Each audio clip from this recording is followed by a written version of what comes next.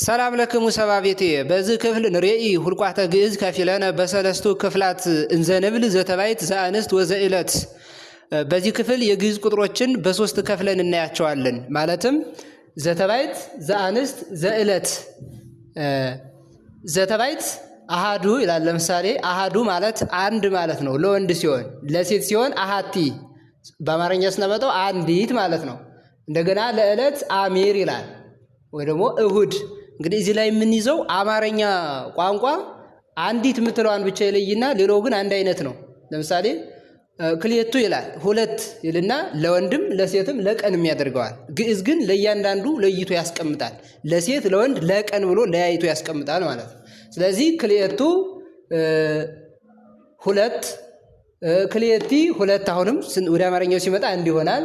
ሰኑይ ለዕለት፣ ሰለስቱ ሰላስ፣ ሰሉስ፣ አርባዕቱ አርባ።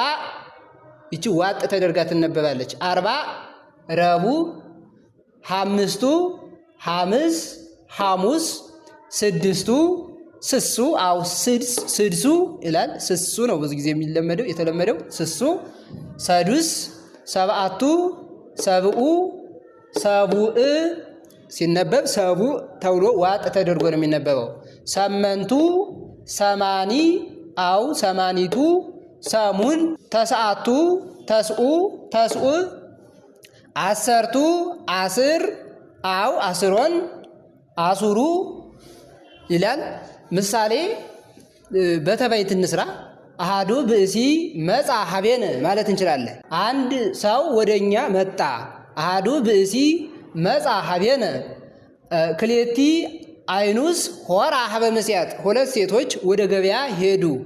እንደገና በዕለት ስንሰራ ብዙ ጊዜ አመን እየያዘ ነው። አመሰሉሱ ለወርሃ መስከረም ተወለድኩ ቢል መስከረም 3 ቀን ተወለድኩ ቢል አመሰሉሱ ለወርሃ መስከረም ተወለድኩ እምአቡየ እገሌ ወእምየ እገሊት እያለ መጻፍ ይችላል። እንደገና አማሃሱሩ ወሰኔው ለወርሃ መስከረም ተወልደ እሁየ ብሎ መጻፍ ይቻላል ማለት። ወንድሜ መስከረም 12 ተወለደ ብሎ መጻፍ ይቻላል። በዚህ መልኩ መስራት ይቻላል ሌሎችንም ማለት ነው። ሰላም ለክሙ።